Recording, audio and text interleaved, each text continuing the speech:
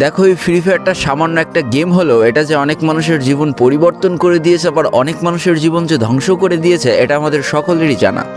তবে সামান্য এই গেমটা যে গোটা একটা পরিবারকে আবার নতুন করে জীবন দান করবে, এটা আসলে সকলের অজানা ছিল।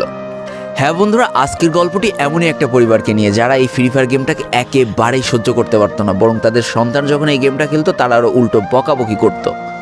আর ভাগ্যের কি অপূর্ব লীলা খেলা, থাকো সেই গেমটা আজকে গোটা পরিবারটাকে বাঁচিয়ে রেখেছে। আর এখন তার বাবা মাও উৎসাহ দেয় তাদের সন্তানকে যে ফ্রি ফায়ার খেলো। এজন্যই চলো জেনে আসি আসলে কি এমন ঘটেছিল ওই পরিবারটার সাথে। তো বেশি প্যাক না করে ছোট্ট একটা ইন্ট্রো দিয়ে আজকের ভিডিও শুরু করা যায়। আজকের গল্পটা শুরু হতে চলেছে ছোট্ট একটা গ্রামের ছোট্ট একটা পরিবারকে নিয়ে।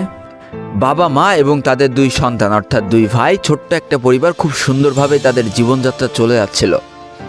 বড় ভাই একটা কোম্পানিতে লেবারের চাকরি করে, বাবা কৃষিকাজ করে, আর তাদের ছোট সন্তান অর্থাৎ ছোট ছেলে কিন্তু ক্লাস 8-এ পড়াশোনা করে। দারিদ্রতার বেড়াজালে আটকে পড়া পরিবারকে সাপোর্ট দেওয়ার জন্য তাদের বড় ভাইকে খুব অল্প বয়সে কাজে চলে যেতে হয়েছে। এই জন্য বড় ভাইয়ের পড়াশোনাটা ঠিকমতো হয়ে ওঠেনি। তবে বাবা মার একটাই স্বপ্ন ছিল যে তাদের ছোট সন্তান অর্থাৎ ছোট ছেলে যাতে উচ্চশিক্ষায় শিক্ষিত হয়।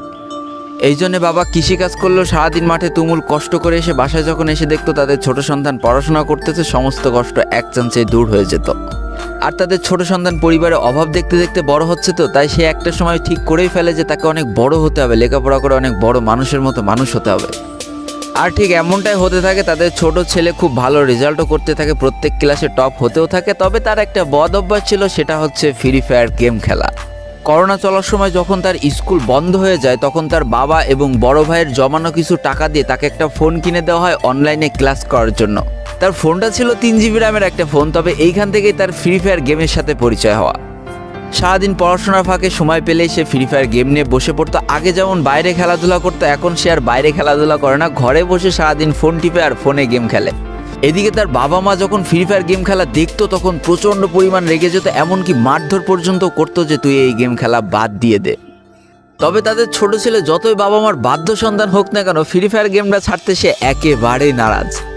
প্রথম দিকে পড়াশোনার ফাঁকে ফাঁকে গেম খেললো, যখন তার বাবা মা তাকে বকা শুরু করে তখন সে রাতের অন্ধকারে গেম খেলা শুরু করে। তবে বন্ধুরা বলে রাখা ভালো, সে কিন্তু তার পড়াশোনা একেবারেই ঠিক রেখেছিল, অর্থাৎ গেমের কোনো কালো ছায়া পড়াশোনার উপরে কোনোদিনই সে পড়তে দেয়নি, যার কারণে তার রেজাল্টও মোটামুটি ভালোই হতো। এতদিন পর্যন্ত পরিবারের সব কিছু ঠিকঠাকই ছিল। এবার আস্তে আস্তে পরিবারটা একটু একটু করে ভাঙতে শুরু করবে।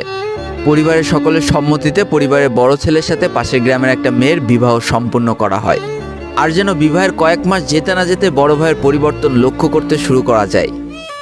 এতদিন ছোট ভাইয়ের পড়াশোনা খরচ বড় ভাই আর বাবা মিলে চালিয়ে আসলেও এখন আর বড় ভাই কিন্তু ছোট ভাইয়ের পড়াশোনা খরচ দিতে রাজি হয় না।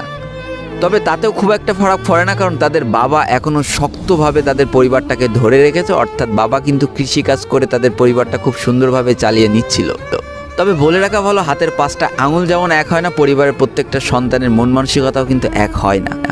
কিছুদিন পর বড় ভাই পুরোপুরি আলাদা হয়ে যায়, তার বউকে নিয়ে নতুন করে সংসার তৈরি করে।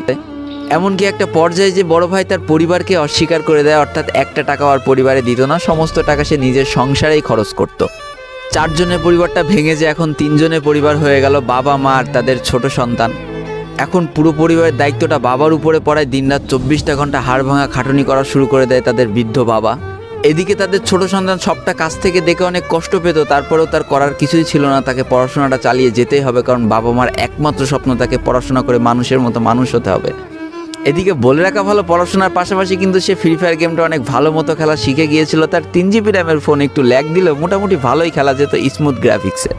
এমনকি সে আস্তে আস্তে টুর্নামেন্ট খেলাও শুরু করে। আর এখান থেকে যে টাকায় পেতো, 50 টাকা, 100 টাকা, 200 টাকা যা পেতো, সেই টাকাতে তার পরীক্ষার বই খাতা কিনতো, যাতে তার বাবার একটু কম পরিশ্রম করা লাগে, কম খাটনি করা লাগে। হায় রে, পরিবারের বড় ছেলে পরিবার থেকে আলাদা হয়ে গেল, আর ছোট ছেলে চিন্তা করছে বাবার কিভাবে কষ্ট কম করা লাগবে। এরই মাঝে সে একদিন চিন্তা করে, সে তো টুর্নামেন্টে অনেক ভালো পারফরমেন্স করছে, তাহলে তার একটা ইউটিউব চ্যানেল খোলার দরকার। অন্তত টুর্নামেন্টের ওই ম্যাচগুলো ইউটিউবে ছাড়লো, যদি কপালে ভালো কিছু লেখা থাকে। এমনই একদিন তার একটা টুর্নামেন্ট চলছিল, সে বারান্দায় বসে বসে টুর্নামেন্টটা খেলছিল। আর ঠিক সেই সময় তার বাবা হাড় ভাঙা খাটুনি করে মাঠ থেকে কেবলই বাসায় ঢুকছিল। এমন সময় তার ছেলের পড়াশোনা বাদ দিয়ে গেম খেলা দেখে বাবা প্রচণ্ড পরিমাণ রেগে যায়, আর ফোনটা ধরে একটা আছাড় মেরে দেয়, যার কারণে তার ডিসপ্লেটা ফেটে যায়। সেই দিন সে ভাঙা ফোনটা আঁকড়ে ধরে অঝরে কেঁদেছিল, তার সমস্ত স্বপ্ন যেন এক নিমিষেই শেষ হয়ে গিয়েছিল। তারপরে সে স্কুলে যাওয়ার জন্য যে টাকা পেত সেই টাকাগুলো জমিয়ে একটা সময় তার ফোনের ডিসপ্লেটা ঠিক করে, আর ডিসপ্লে ঠিক করতে 1500 টাকা লেগেছিল, আর সময় লেগেছিল প্রায় 4.5 মাস। আর এই 4.5 মাসে সেই ইউটিউব চ্যানেলে যে জিমেলটা ছিল সেই জিমেলটাও সে ভুলে যায়, অর্থাৎ তার ইউটিউব চ্যানেলটাও নষ্ট হয়ে যায়। কিন্তু পরিবারের ছোট সন্তানরা একটু ঘাটতারা হয়, কোনোভাবে কোনো কিছুতে হার মানতে রাজি হয় না, যেমন আমি। তাই সে আবারও ফ্রি ফায়ার খেলা শুরু করে, আবারও নতুন করে ইউটিউব চ্যানেল খোলা শুরু করে। সব কিছু মোটামুটি ঠিকই চলছিল, পড়াশোনাও সে আগের মতোই চলতেছে, এইদিকে টুর্নামেন্টও চলতেছে, এইদিকে ইউটিউবে আস্তে আস্তে তার সাবস্ক্রাইবারও বাড়া শুরু করে, একটা দুইটা এমন করতে করতে। কিন্তু হঠাৎ করে তাদের পরিবারটা জীবনের সব থেকে বড় একটা ধাক্কা খায়। যেহেতু তাদের বাবা কৃষিকাজ করে তাদের পরিবার চালাতে হিমশিম খাচ্ছিল, পরিবারের এত প্রেশার, 24 ঘন্টা হাড় ভাঙা খাটুনি করতে করতে একটা দিন হঠাৎ করে উনি প্যারালাইসিস হয়ে যায়। তার ডান পাশের হাত এবং পা পড়ে যায়, যার কারণে সে একেবারে অক্ষম হয়ে পড়ে। আর এটাই ছিল তাদের পরিবারের সব থেকে বড় কালো অধ্যায়। তবে সব থেকে কষ্টের ব্যাপার কি ছিল জানো? পরিবারের এত খারাপ সময়ও তাদের বড় ভাই কিন্তু তাদের পাশে এসে দাঁড়ায় না। এবার শুরু হয় তাদের পরিবারে আসল কষ্ট। না ছোট ছেলের পড়ার টাকা আছে, না বাবার ওষুধ কেনার টাকা আছে, না তাদের 3 বেলা ঠিক মতো খাবার টাকা আছে। কি আর করবে, পরিবারে এই অসহায় অবস্থা দেখে না খেয়ে তো মরা যায় না, তাই তাদের মা লোকের বাসায় কাজ করা শুরু করে দেয়। কিন্তু কাজ করে 3 বেলা খাবার জোটানো গেলেও বাবার ওষুধ আর সন্তানের পড়াশোনার খরচ চালাইতে হিমশিম খাচ্ছিল তাদের মা।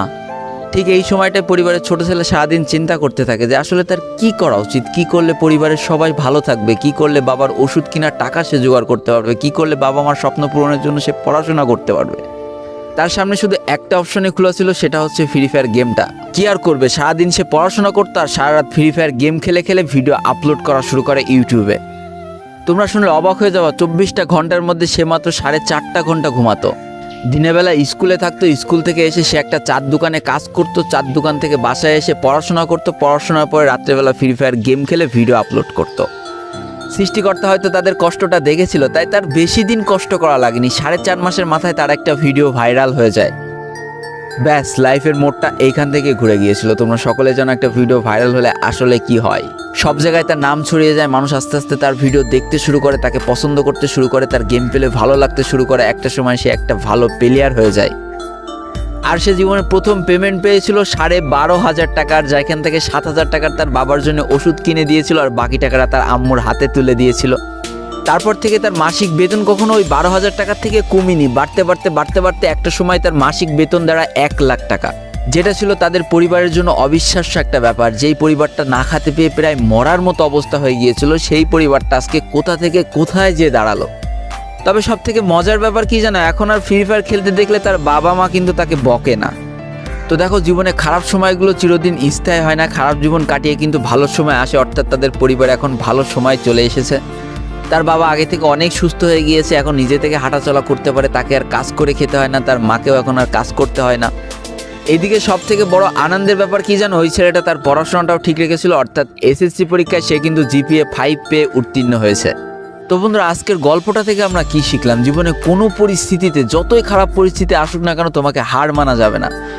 প্রথম যেদিন তার বাবা ফোনটা ধরে আসার মেরে ফোনটা ভেঙে দিয়েছিল, সেদিনই যদি সে হার মেনে যেত, তারপরের থেকে যদি সে আর কোনোদিনই ইউটিউবে ভিডিও না ছাড়তো, তাহলে সে আজকের এই পর্যন্ত পজিশনে পৌঁছাতে পারতো না।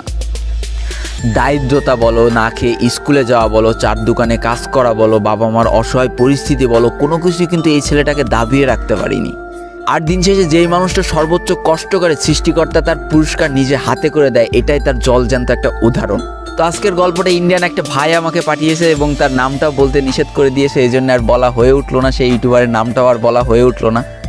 এটাই ছিল জীবনকে পরিবর্তন করিয়ে দেওয়ার মতো একটা ছোট্ট গল্প। এই গল্প থেকে অনেক কিছু শেখার আছে। একটা কথাই বলবো, গেমটাকে নেশা না পেশা হিসেবে নাও, তোমার জীবনে পরিবর্তন হলেও হতে পারে। তো আজকের ভিডিওটা এই পর্যন্তই ছিল। ভিডিওটি ভালো লাগলে অবশ্যই একটা লাইক করে ফেলো, কমেন্ট করো, বন্ধুদের কাছে শেয়ার করে দিও। আর যদি আমার চ্যানেল নতুন হয়ে থাকো, চ্যানেলটিকে সাবস্ক্রাইব করে পাশে থাকা বেল আইকনে ক্লিক করে ফেলো, আর আমাদের এই সুখী পরিবারের একজন মেম্বার হয়ে যাও। আজকে আমি বিদায় নিচ্ছি 12 রোল গেমারের পক্ষ থেকে। ততক্ষণ সবাই সুস্থ থেকো, ভালো থেকো, আর তোমাকে একটা যে মানুষগুলো ভালো আছে তাদেরকেও অনেক ভালো রেখো। Tata, bye bye.